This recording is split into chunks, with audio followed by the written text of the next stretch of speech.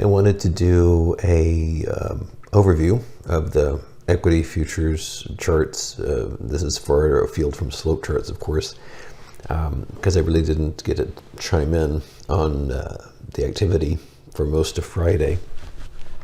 So we'll just kind of review that, and then this weekend have more videos with specific positions.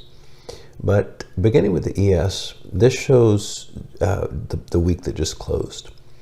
And it's a pretty interesting chart because it kind of had two phases. One of them, well, three in a way. Phase one was what is becoming a habit on Sundays, which is the bailout announcement. And so last Sunday, there was the latest, Yellen/Powell comfort words. And the market was strong, and then it sort of burned off all through the night and was quite weak here. So that was a brief phase one. Phase two was the anticipation of not only the idea that the whole banking crisis was already in the rearview mirror, but also whatever good things Powell was going to bring to the market. And so we basically spent the first half of the week going up. So we bottomed here, down around 3,900 on Monday, and went up about 170 points over the course of Monday and Tuesday and then Wednesday. And the spike terminated here during his press conference. And this is when ostensibly Yellen let it slip that they weren't going to do any sort of blanket FDIC insurance. And so we had this massive 100-point reversal, 100 plus points. And this bar here terminated phase two and started phase three, which was this electrocardiogram craziness that lasted for the balance of the week. And so we had this series of lows and this series of highs,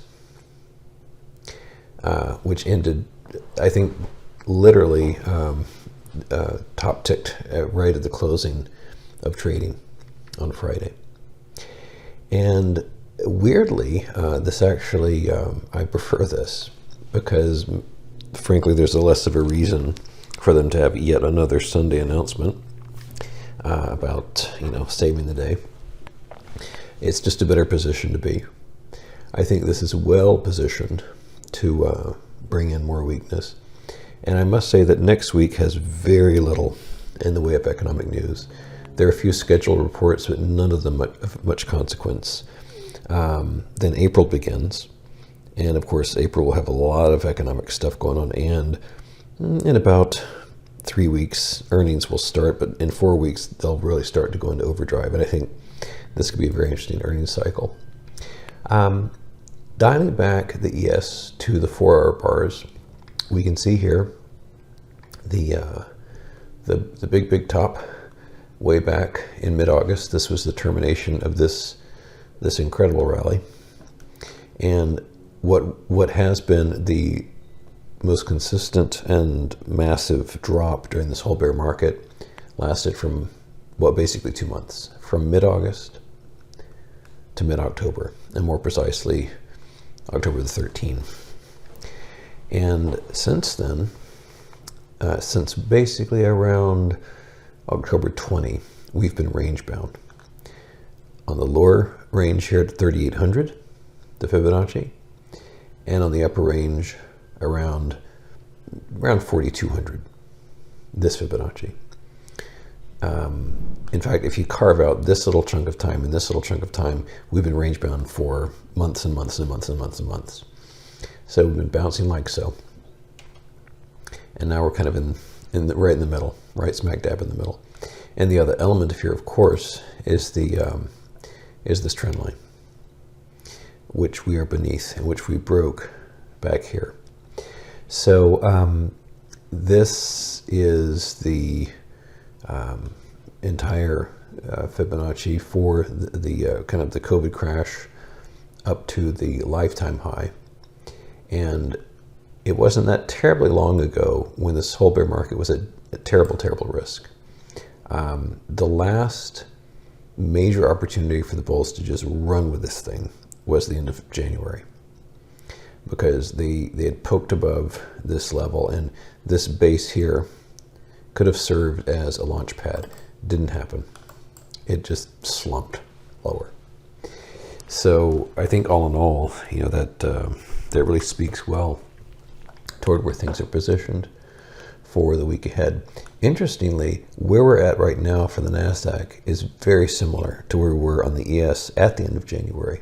In other words, it would be very easy to look at this as a terrific setup for a launch. One would see an inverted head with shoulders here, and the prospect of pushing us up to this level. But if you look at the cubes, or a longer term NASDAQ index, you'll see not just one but two major Fibonacci's right at this level that are holding things back. So there's powerful resistance exactly at this level. I'm going to see if there's any other of these charts really worth looking at or talking about, if I can type properly. As far as the small caps go, not too much interesting there. These have been weaker than the rest. We got in the vicinity of the lowest levels of last year, but that's not really worth pursuing too much. As you can imagine, the vast majority of my markups are over in slope charts land, so probably not really anything else to say. So I'll just sum up by saying that although this was kind of drag, like so, I actually wound up having a good Friday, so to speak, and I think this leaves us in a very good position, paradoxically it may seem, for the week ahead.